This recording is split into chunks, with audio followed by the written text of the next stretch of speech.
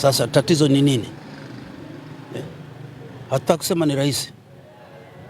Rais ni mmoja wetu tu, anaweza kuwa na tatizo lake, tulizungumze na aruhusu tuzungumze.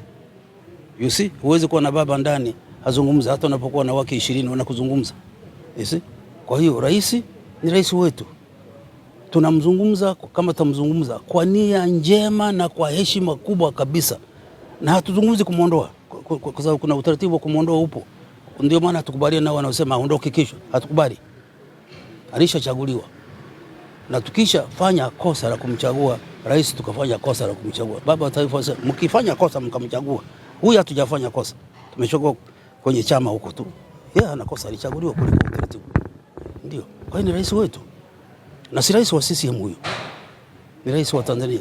Kwa hiyo lazima tumlinde kwa sababu yeye ndiye nguzo yetu, na hilo tunasema lazima tulinde rais wetu, yeye ndio nguzo yetu. Hakuna habari ya kusema askari waende kumuondoa, hatutaki.